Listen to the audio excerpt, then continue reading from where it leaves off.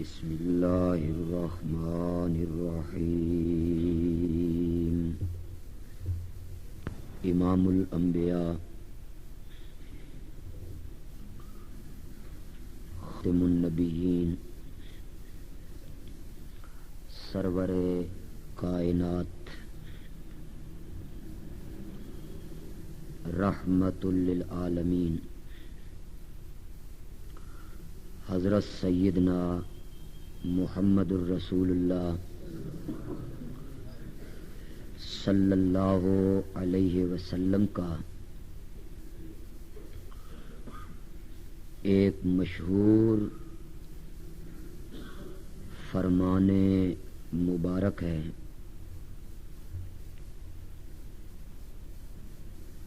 جس میں آپ نے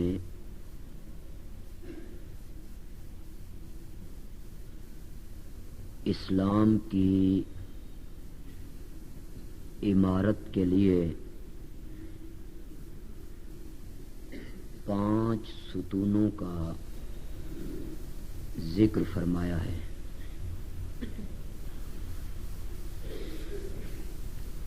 جن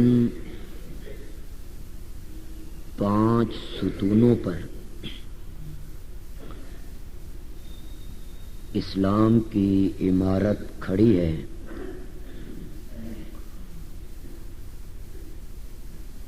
ان میں ایک ستون بیت اللہ کا حج کرنا ہے۔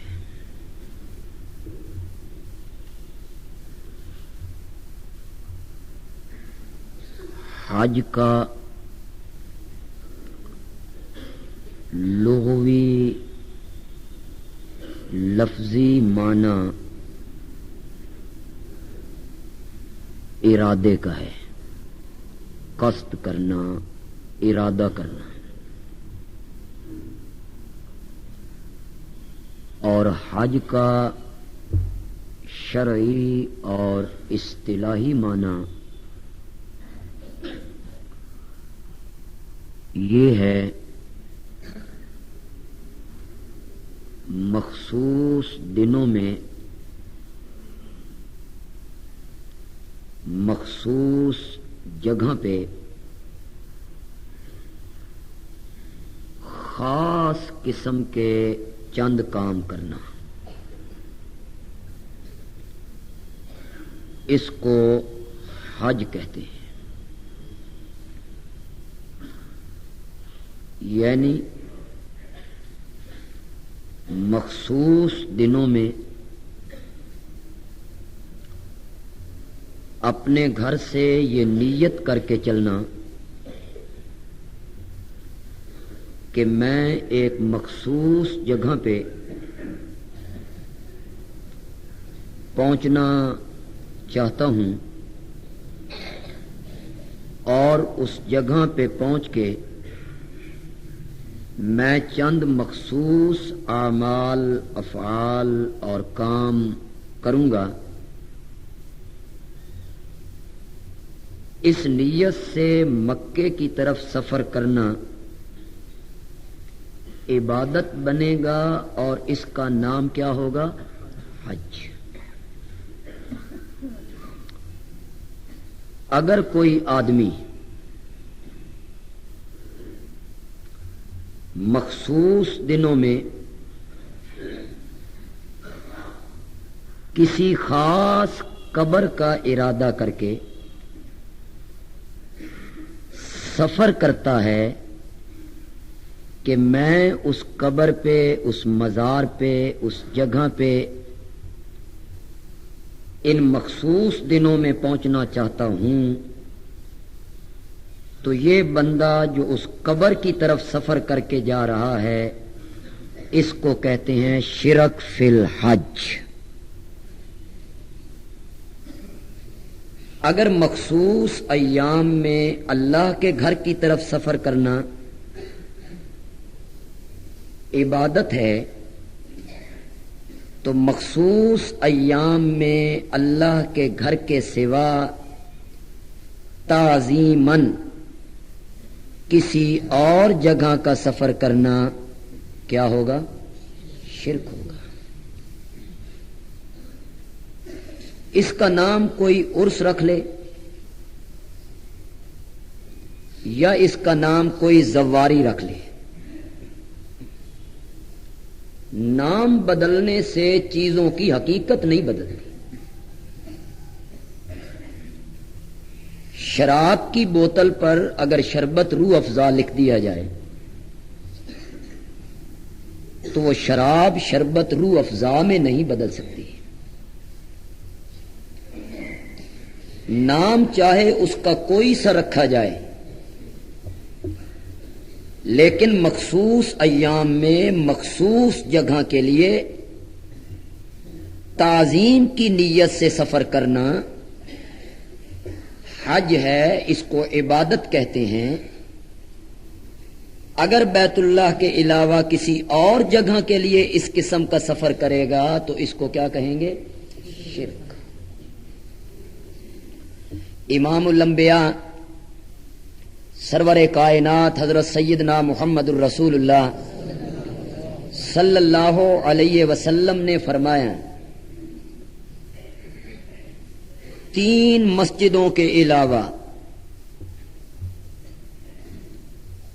کسی چوتھی جگہ کے لیے سامان سفر نہ باندھو.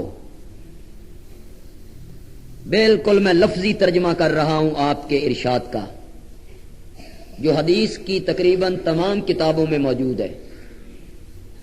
3 مسجدوں کے علاوہ کسی چوتھی جگہ کے لیے سامان سفر نہیں باندھنا. ان میں ایک مسجد بیت المقدس، دوسری مسجد نبوی اور تیسرے بیت اللہ. گھر سے نیت کر کے چلو میں بیت المقدس جا رہا ہوں، ٹھیک ہے.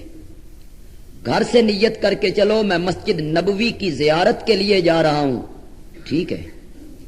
گھر سے نیت کر کے چلو کہ میں بیت اللہ کی طرف جا رہا ہوں مکے میں، تو یہ ٹھیک ہے. لیکن کسی چوتھی مسجد کے لیے بھی، قبر آپ چھوڑ دیں ایک دفعہ، کسی چوتھی مسجد کے لیے سامان سفر باندھنا. سرگودے سے بندہ جا رہا ہے، میں شاہی مسجد دیکھنے جاتا ہوں یا میں فیصل مسجد میں جانا چاہتا ہوں، قبر تو اپنی جگہ پہ رہ گئی. کسی چوتھی مسجد کے لیے بھی سامان سفر باندھنے کی اجازت نہیں. 3 مسجدوں کی طرف اجازت دی گئی. درس ہوتا ہے، وقت بڑا مختصر ہوتا ہے، ورنہ میں احادیث کے روح سے اور صحابہ کے عمل کے روح سے آپ کو بہت کچھ بتاتا. چنانچہ ایک شخص سفر کے لیے سامان باندھتا ہے، اس سے ایک صحابی پوچھتے ہیں کہاں جا رہے ہو؟ وہ کہتا ہے کوہ طور کی زیارت کے لیے، جہاں حضرت موسیٰ پہ وحی اتری تھی. اور صرف وحی نہیں اتری، جس جگہ اللہ نے اپنی تجلی ڈالی. کوہ طور جس جگہ اللہ نے اپنی تجلی ڈالی، جہاں حضرت موسیٰ علیہ السلام پہ پہلی وحی اتری، اس نے کہا میں کوہ طور جانا چاہتا ہوں. صحابی نے اس کو کوہ طور جانے کی اجازت نہیں دی. اٹھائیے مصنف عبد الرزاق، آپ کو اس میں یہ روایت مل جائے گی. کوہ طور جانے کے لیے آپ دیکھتے چلے جائیں پوری سیرت کی کتابوں میں، تاریخ کی کتابوں میں، حدیث کی کتابوں میں، آپ کو کہیں یہ نہیں ملے گا کہ کوئی صحابی مکے سے چلاؤ، کوئی صحابی مدینے سے چلاؤ. کہاں جا رہے ہو بھائی؟ جی میں شام کے علاقے میں جا رہا ہوں. کیوں جا رہے ہو؟ حضرت ابراہیم کی قبر دیکھنے کے لیے، حضرت اسماعیل کی قبر دیکھنے کے لیے، حضرت زکریا کی قبر دیکھنے کے لیے، حضرت یحییٰ کی قبر دیکھنے کے لیے. بیت المقدس جہاں 20 انبیاء مدفون ہیں اور جس کے متعلق اللہ فرماتی ہیں لِنُرِيَهُ مِنْ آیاتنا سبحان الذی اسری بعبدہ لیلا من المسجد الحرام الی المسجد الاقصی الذی بارکنا حولہ، جس بیت المقدس کے گردا گرد ہم نے اپنی برکتیں رکھی ہوئی ہیں میرا خدا گواہ ہے اور قرآن میرے ہاتھ میں ہے، 1,00,000 سے زائد صحابہ میں سے ایک صحابی نے بھی کسی پیغمبر کی قبر کی زیارت کرنے کے لیے سفر نہیں۔ جائیے حدیث کی کتابیں دیکھیے، تاریخ کی کتابیں دیکھیے، سیرت کی کتابیں دیکھیے۔ ہاں ایک بات کی میں وضاحت کرتا چلا جاؤں، چونکہ الزامات کی زد میں رہنے والے لوگ ہیں اور ہماری چھوٹی سی بات جو ہوتی ہے وہ کل بہت بڑی بات بن کے سامنے آتی ہیں، اور ہم تو ایسے غریب ہیں کہ جو بات ہمارے وہم و گمان میں بھی نہیں ہوتی لوگ ہمارے متعلق وہ باتیں بھی بنا لیتے ہیں جو ہم نے کہی بھی نہیں ہے، وہ ہمارے متعلق پروپیگنڈا ہونے لگتا ہے۔ یہاں تو میں ایک بات کا اشارہ کر چکا ہوں، کل کلاں کوئی عالم یا کوئی مولانا یہ لوگوں سے کہیں کہ بندیالوی کے کہنے کا مقصد یہ تھا کہ قبروں پہ نہیں جانا چاہیے، منع کیا اس نے، اور اس نے کہا ہے کہ 3 مسجدوں کا آپ سفر کر سکتے ہیں، چوتھی کسی مخصوص جگہ کی زیارت کرنے کے لیے آپ سفر نہیں کر سکتے ہیں، تو شاید میں قبروں پہ جانے اور قبروں کی زیارت کرنے اور وہاں عبرت حاصل کرنے میں اس سے منع کر رہا ہوں۔ قطعاً نہیں، قطعاً نہیں، قطعاً نہیں، کسی ایک قبر کی نیت لے کر کہ میں اجمیر شریف جا رہا ہوں، میں باہو کی قبر پر جا رہا ہوں، میں علی حجویری کی قبر پہ جا رہا ہوں، میں شاہ رکن عالم کی قبر پہ جا رہا ہوں، میں شیخ عبد القادر جیلانی کی قبر پہ جا رہا ہوں، میں حضرت حسین کی قبر پہ جا رہا ہوں، کسی ایک قبر کی مخصوص نیت کر کے سفر کرنے کی شریعت اسلامیہ اجازت نہیں دیتی ہے۔ شریعت کہتی ہے کسی ایک قبر کی نیت کر کے نہیں جانا، ویسے قبرستان جانا ہے۔ جائیے قبرستان، قبروں کی زیارت کیجئے، جائیے قبرستان، وہاں جائیے، اور میں آپ کو آج اس جانے کا طریقہ بتا دیتا ہوں۔ قبرستان جائیے، اس کے لیے کوئی دن مخصوص مت کیجئے، ایام مخصوص اس کے لیے نہ کیجئے۔ 10 محرم کو جانا ہے، ہمارے شہر میں 10 محرم کو لوگ اتنے نہیں جاتے، دیہاتوں میں مقرر ہے 10 محرم، اور شہریوں کے لیے مقرر ہے شب برات۔ تمہارے لیے مقرر ہے شب برات میں، تم نے شب برات میں جانا ہے، اور ہمارے دیہاتوں میں 10 محرم کو لوگ جاتے ہیں قبر کی زیارت کے لیے۔ قبرستان جانے کے لیے کسی دن کو مخصوص نہیں کرنا، فلاں دن جانا ہے، فلاں رات ہم نے قبرستان جانا ہے، جس دن آپ کو موقع ملے، جب سہولت سے آپ جا سکیں، دن میں جائیں یا رات میں جائیں، جس دن بھی آپ جا سکتے ہو قبرستان جائیے۔ لیکن آپ کے ذہن میں قبرستان جاتے ہوئے 3 نیتیں ہونی چاہیے، 3 ارادے آپ کے ہونے چاہیے۔ پہلی نیت آپ کے ذہن میں یہ ہونی چاہیے کہ میں قبرستان اس لیے جا رہا ہوں کہ یہ میرے پیارے پیغمبر کی سنت ہے۔ تو جب آپ سنت سمجھ کے جائیں گے تو سنت پہ عمل کرنے کا اللہ آپ کو ثواب عطا کرے گا کہ سنت پہ عمل کیا اس آدمی نے۔ چونکہ ہمارے پیارے پیغمبر حضرت سیدنا محمد الرسول اللہ صلی اللہ علیہ وسلم قبرستان جایا کرتے تھے، لہذا میں آپ کی سنت پر عمل کرتے ہوئے قبرستان جا رہا ہوں۔ پہلی نیت آپ نے یہ کرنی ہے۔ دوسری نیت آپ نے یہ کرنی ہے کہ میں وہاں جا کے عبرت حاصل کروں گا۔ یہ جو دنیا کا گھمنڈ میرے ذہن میں گھس گیا ہے، اور یہ جو تکبر میرے وجود پہ حاوی ہو گیا ہے، اور یہ جو دولت کی محبت نے مجھے اپنی لپیٹ میں لے لیا ہے، اور یہ جو سرمایہ کی محبت میں اندھا ہو گیا ہوں، میں وہاں جاؤں اور اپنے جیسے لوگ جو مجھ سے بہتر کھاتے پیتے رہتے پہنتے تھے، آج وہ وہاں پہنچ گئے ہیں، قبریں ان کی گری ہوئی ہیں، مٹی اس پر موجود نہیں ہے، نہ کوئی سبزہ ہے، نہ چراغ ہے، نہ بلبل ہے، نہ بلبل کی آواز ہے، نہ وہاں کوئی چھت ہے، نہ وہاں کوئی دیا ہے۔ تو میں عبرت حاصل کروں گا کہ اس طرح کے لوگ اگر یہاں پہنچ گئے ہیں، کل میں نے بھی یہاں آنا ہے۔ میں کیوں میں کر رہا ہوں؟ میں کیوں کہتا ہوں میں آنا؟ اگلے دن بھی میں نے ایک جگہ پہ درس پہ کہا کہ ہم لوگ کہتے ہیں، اردو میں اس کو کہتے ہیں میں، اور عربی میں کہتے ہیں آنا، جس سے انانیت نکلی ہے آگے۔ انانیت، میں ایسا ہوں، میں ایسا ہوں، میں ایسا ہوں، میں ایسا ہوں۔ آنا کا لفظ بندوں کی زبان پہ چڑھ گیا ہے، اور اللہ قرآن میں کہتے ہیں یہ میں اور آنا تجھے نہیں سجتا، یہ مجھے سجتا ہے۔ اللہ فرماتے ہیں یہ مجھے سجدتا ہے. کس طرح مجھے سجدتا ہے؟ اللہ نے فرمایا وما ارسلنا من قبلک من رسول، میرے پیغمبر ہم نے آپ سے پہلے جتنے رسول بھیجے تھے نوحی الیہ، ہم ان کی طرف ایک ہی وحی کیا کرتے تھے، اللہ الہ الا انا، لا الہ الا انا، میں معبود ہوں، میں الہ ہوں، میں مشکل کشا ہوں، میں حاجت روا ہوں. یہ جو میں ہمارے اندر آ گئی ہے اور انا ہمارے اندر آ گئے ہیں، اور یہ دولت کے بت کے ہم پجاری بن گئے ہیں، اور دولت اور سرمایہ نے ہمیں اندھا کر کے رکھ دیا ہے. قبرستان جانے کا فائدہ یہ ہوگا کہ وہاں سے کیا حاصل ہوگی؟ بولیے. تو یہ کن قبروں کو دیکھ کے ہوگی؟ جہاں سنگ مرمر لگا ہوا، جہاں فانوس چل رہے ہیں، جہاں ریشمی غلاف لگے ہوئے ہیں، وہاں تو بندہ جا کے ہاں میرے گھر میں بھی ایسا فانوس ہوتا نا. یہ عبرت ہو رہی ہے. جہاں سونے کے دروازے بنے ہوئے ہیں، جہاں سونے کے دروازے بنے ہوئے ہیں، جہاں قیمتی فانوس لٹکے ہوئے ہیں، جہاں ریشمی غلاف پڑے ہوئے ہیں، جہاں سنگ مرمر کے فرش بچھے ہوئے ہیں، ان قبروں کو دیکھ کر عبرت حاصل نہیں ہوگی. عبرت تب حاصل ہوگی جب عام قبرستان میں آؤ گے. پہلی نیت کیا کرنی ہے جی؟ سنت ہے. دوسری نیت کیا کرنی ہے؟ میں وہاں جا کے کیا حاصل کروں گا؟ عبرت حاصل کروں گا. اور تیسرا فائدہ یہ ہوگا کہ میں ان کے لیے دعا کروں گا. میں مردوں کے لیے وہاں دعا کروں گا، کچھ پڑھ کے انہیں بخش دوں گا، ان کی مغفرت کے لیے میں دعا کروں گا.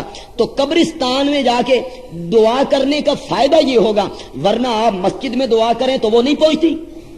آپ میت کے لیے مسجد میں بیٹھ کے اگر دعا کریں تو وہ بھی پہنچ جائے گی، دکان پہ بیٹھ کے آپ دعا کریں وہ بھی پہنچ جائے گی، گھر میں بیٹھ کے آپ دعا کریں وہ بھی پہنچ جائے گی. قبرستان میں فائدہ یہ ہوگا کہ ایک آپ وہاں دعا کر لیں گے اور دوسرے آپ وہاں سے عبرت حاصل کر لیں گے.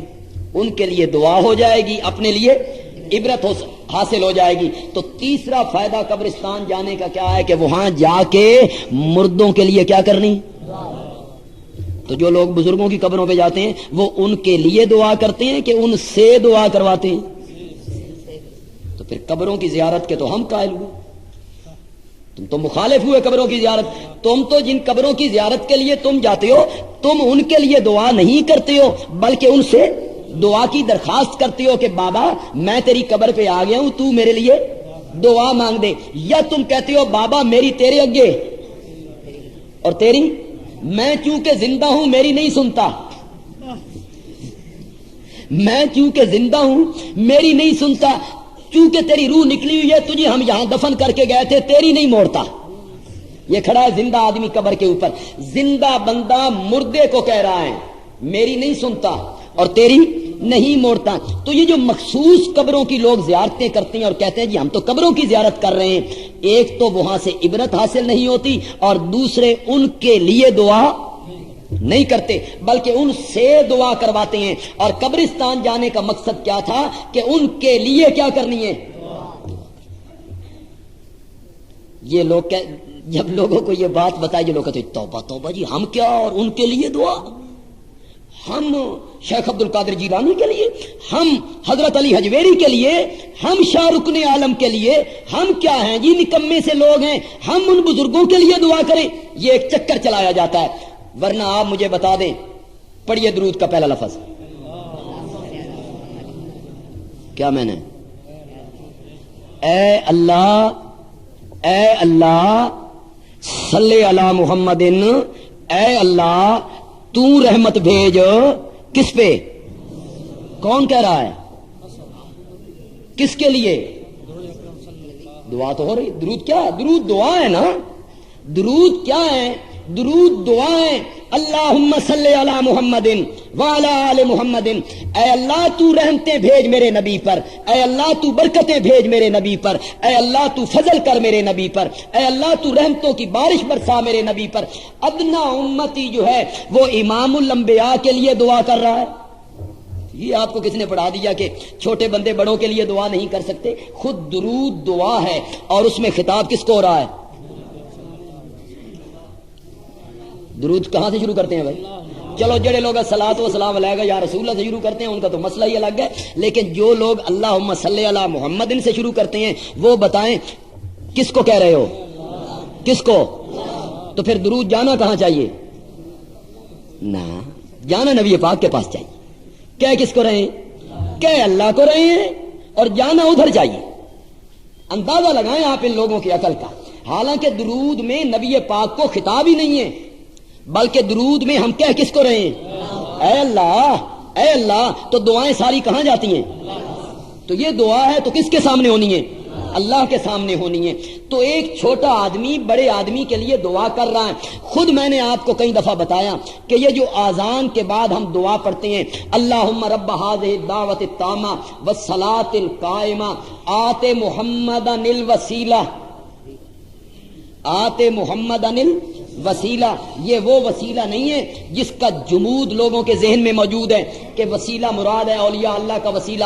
یہ وہ وسیلہ مراد نہیں ہے، بلکہ میں نے اس دعا کا یہ ہے، اے اللہ آت محمدا الوسیلہ، اے اللہ تو دے دے ہمارے پیارے پیغمبر کو مقام وسیلہ.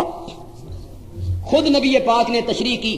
اٹھائیے حدیث کی کتابیں. نبی پاک نے فرمایا وسیلہ جنت میں ایک مکان ہے، جنت میں ایک منزل ہے، اس سے اونچی، اس سے بڑی، اس سے اعلیٰ، اس سے افضل منزل پوری جنت میں کوئی نہیں ہے. سب سے اعلیٰ مقام جنت کا، سب سے اونچا مقام جنت کا، اس کا نام ہے وسیلہ. اور اس پوری کائنات میں سے صرف ایک آدمی کو ملنا ہے، صرف ایک آدمی کو ملنا ہے کائنات میں وہ مقام وسیلہ. نبی پاک نے فرمایا مجھے اپنے رب کی رحمت سے امید ہے کہ یہ مقام اللہ مجھے عطا کرے گا، اس لیے کہ میں امام الانبیاء ہوں، خاتم النبیین ہوں، سرور کائنات ہوں، ساری کائنات کا سرتاج ہوں. یہ مقام اللہ مجھے عطا کرے گا. اے میری امت کے لوگوں، ہر آذان کے بعد اپنے رب سے میرے لیے اس مکان کی دعا تم کیا کرو. جس جس بندے نے یہ دعا کی میں شفاعت کر کے اس کو اپنے ساتھ جنت میں لے کے جاؤں. آذان میں جو آپ دعا مانگتے ہیں کس کے لیے دعا مانگتے ہیں؟ آپ نہیں توہین ہوتی. یہ جو آپ اذان کے بعد دعا مانگتے ہیں آپ کس کے لیے دعا مانگ رہے ہیں؟ کیا مانگ رہے ہیں؟ یا اللہ ہمارے پیارے پیغمبر کو کون سا مقام دے. اور اس مقام کو وسیلہ کیوں کہتے ہیں؟ اس مقام کا نام وسیلہ کیوں رکھا گیا جو سب سے اعلیٰ اور سب سے اونچا ہے، جو ہمارے پیارے پیغمبر کو ملنا ہے؟ وسیلے کا معنی ہے قرب کا. ذہن میں رکھیے، وسیلہ الوسیلہ القرب. وسیلہ کہتے ہیں قرب کو، وسیلہ کہتے ہیں نزدیک ہونے کو، وسیلہ کہتے ہیں قریب ہونے کو. وسیلے کا معنی قرب کا ہے. یہ جو ہمارے ہاں وسیلے کا معنی رائج ہو گیا ہے، اردو وسیلہ ہے، ذریعہ، ذریعہ، سیڑھی. یہ اردو میں وسیلے کا لفظ استعمال ہوتا ہے، ورنہ جو عربی میں وسیلے کا لفظ استعمال ہوتا ہے اس کا معنی ہے قرب. تمام مفسرین نے اس بات کو لکھا. جائیے ابن عباس کیا کہتے ہیں، امام راضی کیا کہتے ہیں، ابن کثیر کیا کہتے ہیں، ابن جریر کیا کہتے ہیں، بیضاوی والا کیا کہتا ہے، مولانا ثناء اللہ پانی پتی کیا کہتے ہیں، تمام تفسیریں، روح المعانی والا کیا کہتا ہے، اردو کی تفسیریں اٹھا لیجئے. مولانا مفتی محمد شفیع صاحب کیا کہتے ہیں، مولانا مودودی صاحب کیا کہتے ہیں، مولانا ادریس کاندلی صاحب کیا کہتے ہیں، اور چھوڑیے جی بھیرے کے پیر کرم شاہ صاحب کیا کہتے ہیں. جائیے اردو کی تفسیریں اٹھائیے. جن جن علماء نے اردو کے ترجمے لکھے ہیں قرآن کے اور تفسیریں کی ہیں، سب لکھتے ہیں الوسیلہ القرب، الوسیلہ التقرب. وسیلے کا معنی نزدیکی، وسیلے کا معنی قرب ہے. وہ جو قرآن میں آتا ہے یا ایھا الذین آمنوا اتقوا اللہ وابتغوا الیہ الوسیلہ، جہاں سے لوگ اپنا اردو والا وسیلہ ثابت کرتے ہیں، اس کا معنی یہ ہے اے لوگو، اے ایمان والو، اللہ سے ڈرو اور اللہ کا قرب تلاش کرو. وہ قرب کس طرح ہوگا؟ جاہدوا فی سبیلی، اللہ کے رستے میں جہاد کرو، اللہ سے ڈرو، متقی بن جاؤ، گناہوں کو چھوڑ دو تو یہ اللہ کا قرب حاصل ہو جائے گا. اے وسیلہ تھوڑا جہا اوکھا ہے، او وسیلہ سوکھا ہے. اس وسیلے میں گناہ چھوڑنے پڑتے ہیں، اس وسیلے میں ایمان اور اعمال صالحہ کرنے پڑتے ہیں، اس وسیلے میں اللہ کے راستے میں جہاد کرنا پڑتا ہے، اس وسیلے میں تقوی اختیار کرنا پڑتا ہے. وسیلے کا معنی ہے قرب، نزدیکی. کیا مطلب؟ اعمال صالحہ کر کے اللہ کا قرب تلاش کرو، اعمال صالحہ کر کے اللہ کی نزدیکی تلاش کرو۔ اب آئیے اپنے معنی کو ثابت کرتا ہوں۔ یہ جو جنت میں ایک مقام ہے وسیلہ، اور جو ہمارے پیارے پیغمبر کو ملنا ہے، اور آذان کے بعد ہم اپنے پیارے پیغمبر کے لیے اس مقام وسیلہ کی دعا مانگتے ہیں، اس کو وسیلہ کیوں کہتے ہیں؟ اس کو وسیلہ نام کیوں دیا گیا؟ وسیلہ اس کو اس لیے کہتے ہیں کہ یہ اللہ کے عرش کے قریب ہے، اس لیے اس کو وسیلہ کہتے ہیں۔ یہ مقام اللہ کے عرش کے قریب ہے، تو وسیلے کا لفظی معنی کیا تھا؟ قرب کا، نزدیکی کا۔ تو اس مقام کو مقام وسیلہ بھی اس لیے کہا گیا کہ یہ اللہ کے عرش کے کیا تھا؟ بات تو ہم اور کرنا چاہتے تھے، لیکن اس بات کی صفائی دینی بھی ضروری تھی، ورنہ تو طوفان مچ جاتا۔ جی وہ یہ کہتے ہیں قبروں پہ جانا ہی نہیں چاہیے، قبرستان جانا ہی نہیں چاہیے۔ ہم نہیں کہتے تھے، منکر نے، یہ منکر ہے، کہہ دیا نا کہ نہیں جانا چاہیے۔ پھر سنیے گا، قبرستان جانا میرے پیارے پیغمبر کی سنت ہے، اس سے کوئی منع نہیں کرتا، لیکن اس کے لیے کوئی دن مخصوص نہیں کرنے چاہیے، فلاں دن جانا ہے اور فلاں دن تک انتظار کرنا ہے، نہیں۔ عام قبرستان میں جائیے، زیارت کیجئے، قبروں وہاں قبرستان میں پھریے، عبرت حاصل کیجئے، لیکن کسی مخصوص قبر کی نیت کر کے مخصوص دنوں میں کہ وہاں عرس لگا ہوا ہے یا میں زواری کے لیے جا رہا ہوں، ان مخصوص دنوں میں مخصوص قبر کے لیے سفر کرنا، اس نیت سے، اس کو کہتے ہیں شرک فی الحج۔ اس نیت سے سفر کرنا ہے تو صرف کس کا؟ بولو بولو بولو، کس کا سفر کرنا ہے؟ بیت اللہ کے لیے سفر کرنا ہے، اس کو شرک فی الحج کہتے ہیں۔ پھر میں نے پچھلی دفعہ آپ کو ایک لطیفہ بھی سنا ہے نا کہ باقی سب خیریت ہے۔ سارے افعال، خدا کی قسم حج کے جتنے افعال ہیں سارے قبروں پہ خرچ کیے گئے۔ طواف بیت اللہ کا پاکستان میں قبروں پہ ہو رہا ہے، بعد قبروں پہ باقاعدہ طواف ہوتا ہے۔ ہم سن 88 میں جب حج پہ گئے تو مدینہ منورہ جب ہم پہنچے تو اس وقت امام الانبیاء سرور کائنات حضرت سیدنا محمد الرسول اللہ صلی اللہ علیہ وسلم کی قبر منور کے سامنے جہاں کھڑے ہو کے بندہ سلام پڑھتا ہے، سلام پڑھنے کے بعد یوں آگے چلا جاتا تھا تو پھر مڑ کے بندہ اصحاب صفہ پہ دوبارہ آ جاتا تھا، مڑ کے اس طرح گیا، مڑ کے پھر اصحاب صفہ پہ آ جاتا تھا بندہ۔ لیکن جب ہمیں سن 90 اور 92 میں جانے کا اتفاق ہوا تو سعودی عرب کے لوگوں نے اس مڑنے والی جگہ کو بند کر دیا تھا، وہاں الماریاں رکھ دی تھی قرآن کے لیے، وہاں قرآن پڑے ہوئے تھے اور مڑنا انہوں نے روک دیا تھا۔ اب کیا کرنا پڑتا تھا؟ سلام پڑھنے کے بعد سیدھا باب جبریل سے باہر نکلو، سیدھا باب جبریل سے ایک دفعہ باہر نکل جاؤ، باہر نکل کے دوسرے دروازے میں سے پھر مسجد کے اندر آؤ۔ میں نے پوچھا بھئی یہ اس میں تکلیف بڑی ہے، جوتیاں ہماری یہاں پڑی ہوئی ہیں، یہاں سے نکل کے ہم جائیں دوسرے دروازے سے اندر آئیں، اس میں تو تکلیف بڑی ہے۔ پہلے تو مسجد کے اندر رہتے تھے، سلام پڑھنے کے بعد مڑ جاتے تھے اور اصحاب صفہ پہ آ جاتے تھے۔ تو مجھے وہاں کے لوگوں نے بتایا کہ پاکستانیوں نے نبی پاک کی قبر کا طواف شروع کر دیا تھا، آتے اور چکر لگاتے، پھر چکر لگاتے، پھر چکر لگاتے۔ سعودی عرب والے کیا بند کرو اس جگہ، بند کرو اس جگہ کو تاکہ اس طرف آئے ہی کوئی نہ۔ طواف کیا گیا، یہاں قبروں کے طواف کیے گئے اور طواف حق تھا کیوں جی؟ بیت اللہ کے علاوہ کسی مسجد کا طواف جائز ہے؟ مزے کی بات یہ ہے مسجد نبوی کا طواف بھی نہیں، بیت اللہ کے علاوہ کسی مسجد کا طواف کرنا بھی جائز نہیں ہے، حق ہے صرف بیت اللہ کا۔ اس لیے علماء کہتے ہیں کہ جب کوئی آدمی بیت اللہ پہنچے تو نوافل پڑھنے کی بجائے یا تلاوت کرنے کی بجائے زیادہ سے زیادہ طواف کرنے کی کوشش کرے، اس لیے کہ نوافل تو گھر میں بھی پڑھ سکتا ہے، تلاوتیں گھر میں بھی کر سکتا ہے، لیکن طواف والا عمل بیت اللہ کے علاوہ کسی جگہ نہیں کر سکتا، لہذا اس کو زیادہ زور طواف میں لگانا چاہیے اور زیادہ طواف کرنا چاہیے۔ طواف حج کا ایک رکن تھا اور طواف کرنا ہوتا تھا، لوگوں نے وہ طواف قبروں پہ، مزاروں پہ، تازیوں پہ وہ طواف شروع کیا۔ ملتزم ایک جگہ ہے بیت اللہ میں جہاں حجر اسود نصب ہے، اس کونے میں حجر اسود سے لے کر جو بیت اللہ کا دروازہ ہے اس کے درمیان جو جگہ ہے اس کو ملتزم کہتے ہیں۔ ملتزم کا لفظی معنی یہ ہے وہ جگہ جہاں پہ چمٹا جائے، وہ سینہ اس دیوار سے لگا لے اور اپنے رخسار اس دیوار کے ساتھ لگا لے اور رونا شروع کر دے۔ حضرت عمر رضی اللہ تعالیٰ عنہ کہتے ہیں نبی پاک جب اس جگہ پہ آئے تو نبی پاک اس دیوار کے ساتھ لگ کے اور اپنے رخسار اس دیوار سے رکھ کے اور ہاتھ اپنے اوپر کر کے آپ نے رونا شروع کیا، دعائیں مانگنی شروع کی، اور جب آپ واپس پلٹے تو آپ نے فرمایا فاروق اعظم اے دعا دی قبولیت دی جگہ ہی، اے دعا دی قبولیت دی جگہ ہے کہ یہاں پہ اللہ دعائیں بہت زیادہ قبول کرتا ہے۔ ملتزم کے ساتھ چمٹ جانا، اس دیوار کے ساتھ اپنے سینے کو چمٹا کے رو رو کے مانگنا، یہ حق تھا ملتزم کا۔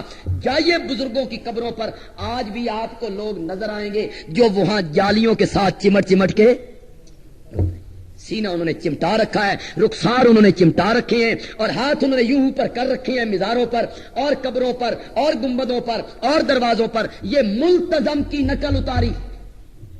بندے دے پترا تعظیم چھوڑی کوئی نہیں، جو اللہ اور اللہ کے گھر کی تھی چھوڑی نہیں ہے کوئی۔ ملتزم قبولیت دعا کا ٹائم ہے۔ ملتزم کی جب بات آتی ہے تو مجھے اپنے استادوں کی ایک بات بہت یاد آتی ہے، اور اس میں لذت بھی بڑی ہے، مزہ بھی بڑا ہے۔ مجھے سنانے میں لطف آتا ہے، لوگوں کو سننے میں لطف آتا ہے۔ میرے استاد شیخ القرآن حضرت مولانا غلام اللہ خان رحمت اللہ علیہ راول پنڈی کے، میں نے 2 مرتبہ ان سے قرآن پاک کی تفسیر پڑھی تھی، اور خدا کی قسم مائیں ایسے بچے جنتی ہیں خال خال۔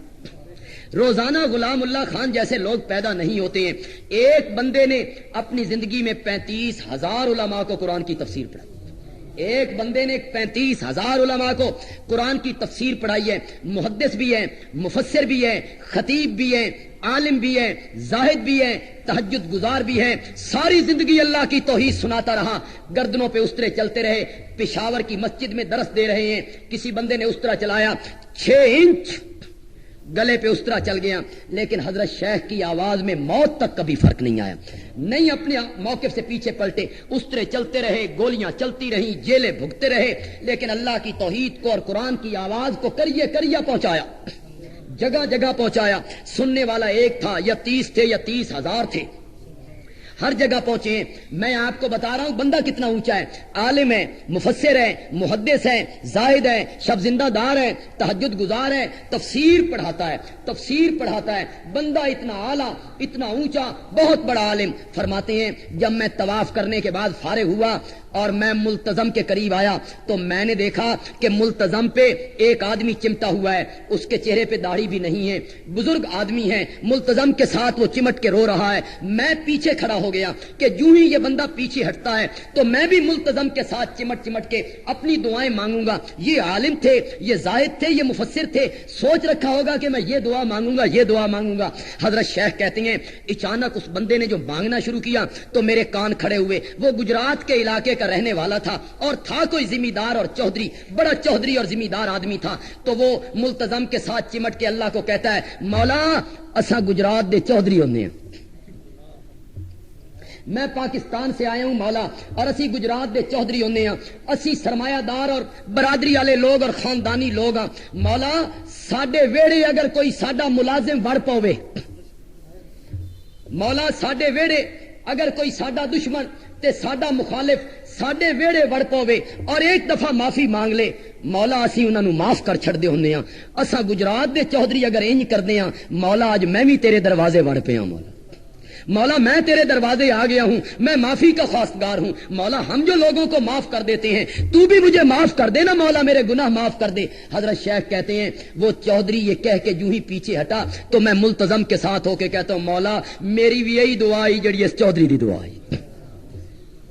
بھول گئے عالموں کو دعائیں بھول گئی، اس دعا میں لذت بڑی تھی، اس دعا میں لذت بڑی تھی۔ اور دعا ہوتی وہ ہے جو اپنی زبان میں مانگی جائے اور مانگتے ہوئے بندے کو پتہ چلے کہ میں رب سے کیا مانگ رہا ہوں۔ تو ملتزم کے ساتھ چمٹ چمٹ کے رونا یہ عبادت تھا۔ اگر کسی قبر اور مزار کی جالی کے ساتھ چمٹ کے بندہ روئے گا اس کو کہیں گے شرک فی ملتزم، وہ شرک فی الحج اور یہ شرک فی ملتزم، یعنی ملتزم کے چمٹنے کے بارے میں اس بندے نے شرک کیا ہے۔ چنانچہ بیت اللہ کی کوکھ میں ایک پتھر نصب ہے جس کو حجر اسود کہتے ہیں، اور جب طواف بندہ شروع کرتا ہے اس کو بوسہ دیتا ہے، اور حدیث میں آتا ہے کہ نبی پاک نے طواف شروع کرتے ہوئے حجر اسود کو بوسہ بھی دیا اور اپنے رخسار مبارک بھی اس کے اوپر رکھ دیے۔ آپ نے اپنے رخسار بھی حجر اسود کے اوپر رکھے اور بوسہ بھی آپ نے دیا. طواف کو شروع کرتے ہوئے حجر اسود کو بوسہ دینا پڑتا ہے, اور اگر بھیڑ زیادہ ہو اور بندے نے احرام باندھا ہوا ہو تو پھر بوسہ نہیں دینا چاہیے, اس لیے کہ حجر اسود کو خوشبو لگی ہوتی ہے اور احرام کی حالت میں خوشبو کا استعمال کرنا جائز نہیں ہے. پھر شریعت یہ کہتی ہے دور سے اپنے ہاتھ اٹھا کے استلام کرو, یوں ہاتھ اٹھا کے استلام کر لو, تمہیں بوسہ دینے جتنا ثواب عطا کروں گا.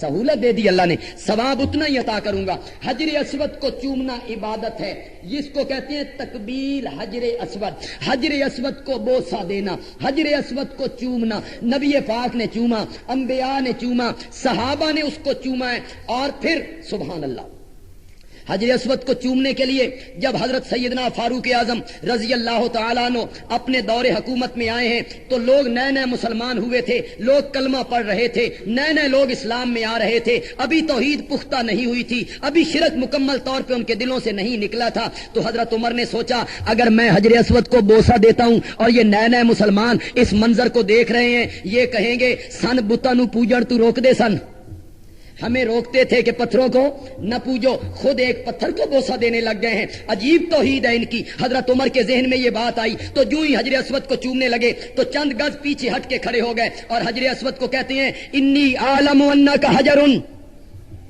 انی عالم انک حجرن, میں اچھی طرح جانتا ہوں تو ایک بے جان پتھر ہے. لا تنفع, نفع تیرے اختیار میں کوئی نہیں, ولا تضر, اور نقصان بھی تیرے اختیار میں کوئی نہیں. میں اچھی طرح جانتا ہوں تو ایک بے جان پتھر ہے. لا تنفع ولا تضر, نہ نفع تیرے اختیار میں نہ نقصان تیرے اختیار میں. میں تجھے نفع نقصان کا اختیار سمجھ کے بوسہ نہیں دیتا. ولولا رأیت رسول اللہ یقبلک ما قبلتک, مجھے کعبہ کے رب کی قسم ہے اگر میرے پیارے پیغمبر نے تجھے نہ چوما ہوتا فاروق اعظم تجھے کبھی نہ چومتا, میں تجھے کبھی نہ چومتا. میرے پیارے پیغمبر نے چوما تھا لہذا چومنا پڑ گیا ہے. کہاں ہیں وہ لوگ جو قبروں کو چومتے ہیں؟ اسلام کا شہدائی تو حجر اسود کو چومنے کے لیے تیار نہیں ہے, کہتا ہے میں تجھے کبھی نہ چومتا اگر میرے پیارے پیغمبر نے تجھے نہ چوما ہوتا. لیکن یہاں قبروں کی سیڑھیاں, جس مزار جہاں ہوتا ہے سیڑھیاں چڑھتی ہیں, سیڑھیاں چومتے ہیں, فرش چومتے ہیں, سیڑھیاں چومتے ہیں. پہلے چوم لیاں پھر اتو لنگ ہے. مشرک ہے نا, مشرک ہے نا, ذلیل آدمی ہے, ذلیل ہو رہا ہے. اور علامہ اقبال نے کہا تھا وہ ایک سجدہ جسے تو گراں سمجھتا ہے, ہزار سجدوں سے دیتا ہے آدمی کو نجات. یہ اب سیڑھیاں چوم رہا ہے. اللہ نے فرمایا میرے سجدے سے انکار کرتا ہے, تیرے کول پتھر نہ چمواواں تے مٹی تیرے کو نہ چمواواں تے میں نے رب نہ آکھی. چنانچہ پتھر کو چومتا ہے, سیڑھیوں کو چومتا ہے, دروازوں کو چومتا ہے, چوکھٹوں کو چومتا ہے, مزاروں کو چومتا ہے, قبروں کو چومتا ہے, جھنڈوں کو چومتا ہے, جھنڈوں کو چومتا ہے, بندوں کو چومتا ہے, بندیاں دے گوڈے چومدا. مشرک جو ہے بندیاں دے گوڈے چومنے, بندے دے پیراں چ ڈھے پینا. اتنی اتنی سفید داڑھی والے بزرگ ہیں, سلطان باؤ دا گدی نشین چٹ مٹ بالکل, اور وہ داڑھی والا اس کے قدموں میں, وہ داڑھی والا اس داڑھی منڈے کے قدموں میں گر رہا ہے. کیوں؟ اور جی جو کچھ بھی ہے باؤ نال نسبت ہے نا, نسبت ہے نا, بھاویں داڑھی رکھے یا نہ رکھے, بھاویں نبی دی سنت رکھے یا نہ رکھے. میں کہنا یہ چاہتا ہوں کہ چومنا کس پتھر کو چاہیے تھا؟ اس کے جواب میں لوگوں نے قبروں کے پتھروں کو چوما, تو یہ شرک ہوا یا نہ ہوا؟ میں ایک بات کہا کرتا ہوں, علماء جانتے ہیں اس بات کو, خدا گواہ ہے میرے ہاتھ میں قرآن ہے, علماء زندہ ہیں. جو لوگ قبروں کو چومنے کی اجازت دیتے ہیں وہ زندہ ہیں, ان سے پوچھا جا سکتا ہے. میرے ہاتھ میں قرآن ہے. نبی پاک کے انتقال کے بعد 1 صدی تک صحابہ زندہ رہے, 100 سال. آپ کی وفات کے بعد 100 سال صحابہ زندہ رہے. اور جس طرح آج روضہ رسول ہے اس زمانے میں اس طرح نہیں تھا. آج تو اندر امام الانبیاء کی قبر مقدس ہیں, اس کے باہر حضرت عائشہ کے حجرے کی 4 دیواری ہیں, اس کے بعد نور الدین زنگی کی سیسا پلائی ہوئی دیوار ہیں, اس کے بعد جالیاں ہیں. اندہ قبری کوئی نہیں ہونا, اندہ قبری نہیں ہے. اب اندہ قبری تو یہ ہوتا کہ قبر کے اوپر ہوتا. قبر کہاں اور تو کہاں؟ تو دور ہو گیا قبر سے. اب تو نبی پاک کی قبر منور تک جا بھی کوئی نہیں سکتا، اللہ نے محفوظ کر دیا. لیکن اس زمانے میں کیا تھا؟ حضرت عائشہ سے اجازت لو، اندر سامنے قبر نبی ہے، اور حضرت عائشہ کے بھانجے عبداللہ ابن زبیر، ان کو اجازت لینے کی ضرورت بھی کوئی نہیں. حضرت ابو بکر کو اجازت لینے کی ضرورت بھی کوئی نہیں. حضرت ابو بکر کے بیٹوں کو اجازت لینے کی ضرورت کوئی نہیں. ان کی بہن کا گھر ہے، ان کی بہن کا گھر ہے، حضرت عائشہ کا گھر ہے، وہ بھائی ہیں حضرت عائشہ کے، ان کو اجازت لینے کی بھی ضرورت کوئی نہیں تھی. حضرت عبداللہ ابن عمر اجازت لے کر آیا کرتے تھے، حدیث کی کتابوں میں آپ دیکھ سکتے ہیں. حضرت عبداللہ ابن عمر ام المومنین سے اجازت طلب کر کے اندر قبر کے پاس آیا کرتے تھے. خدا گواہ ہے 1,00,000 سے زائد صحابہ 1 صدی تک زندہ رہا، کسی ایک صحابی نے نبی پاک کی قبر کو بوسہ دینا یہ تو بڑی دور کی بات ہے، خدا دی قسم ہاتھ بھی کبھی نہیں لایا. جاؤ مولویوں سے پوچھو، ہاتھ بھی نہیں لگایا. کسی ایک صحابی نے یوں ہاتھ رکھا ہو نہیں. ان کو پتا تھا ہمارے پیارے پیغمبر نے قبر پرستی نہیں خدا پرستی سکھائی، اسی سے تو روکتے رہے. اور یہ جو پیران ہیں، حضرت شیخ عبد القادر جیلانی رحمت اللہ علیہ، لوگ ان کا بڑا احترام کرتے ہیں، پتہ نہیں کھانے کے لیے احترام کرتے ہیں. پیران ہیں، بڑے بزرگ ہیں، بڑے متقی ہیں، ساڈی جان ہیں، غوث اعظم ہیں، غوث اعظم ہیں، نظمیں پڑھتے ہیں، ان کے نام کی نعتیں پڑھتے ہیں، ان کے گیت گاتے ہیں. ان کی کتاب غنیت الطالبین اٹھائیے ان کی کتاب غنیت الطالبین، اس میں پیران لکھتے ہیں قبروں کو ہاتھ لگانا اور قبروں کو بوسہ دینا من عادت الیہود. جاؤ غنیت الطالبین میں اگر نہ موجود ہو مجھے جو سزا دے لینا. حضرت پیران پیر کہتے ہیں قبراں نو چومنا یہودیاں دی عادت ہے. کس نے کہا؟ حضرت شیخ عبد القادر جیلانی رحمت اللہ علیہ. اور مولانا احمد رضا خان صاحب بریلوی، احکام شریعت میں مولانا احمد رضا خان بریلوی سے سوال ہوا کہ قبر کی زیارت کا طریقہ کیا ہے، کیا قبر پہ جا کے ہاتھ لگانا چاہیے، چومنا چاہیے؟ تو مولانا احمد رضا خان بریلوی جواب دیتے ہیں، احکام شریعت میں یہ جواب نقل ہے. مولانا احمد رضا خان صاحب فرماتے ہیں طریقہ زیارت قبر کا یہ ہے کہ 4 گز دور کھڑا ہو. کتنے گز؟ اور شرعی گز کتنا ہوتا ہے؟ شرعی گز تقریباً 1.5 فٹ کا، تو کتنے فٹ ہو گئے؟ 6 فٹ. مولانا احمد رضا خان صاحب بریلوی کہتے ہیں طریقہ زیارت قبور کا یہ ہے کہ 4 گز قبر سے دور کھڑا ہو.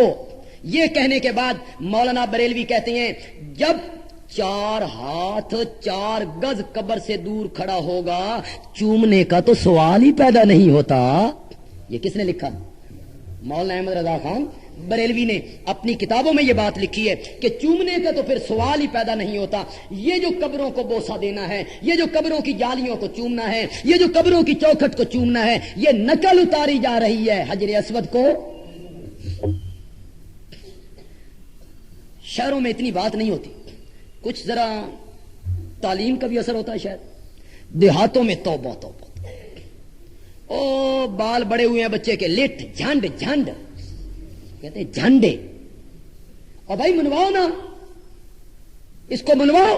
نہ اے پیر صاحب دی قبر تے جا کے منانی، اے جھنڈ کتنے منانی؟ یہ کس کی نقل اتاری انہوں نے؟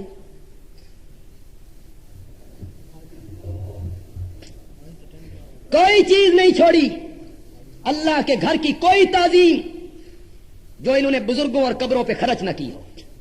اے جھنڈ پیر صاحب دے مزار تے جا کے لانی ہے، اے لٹ اتھے جا کے کٹوانی ہے.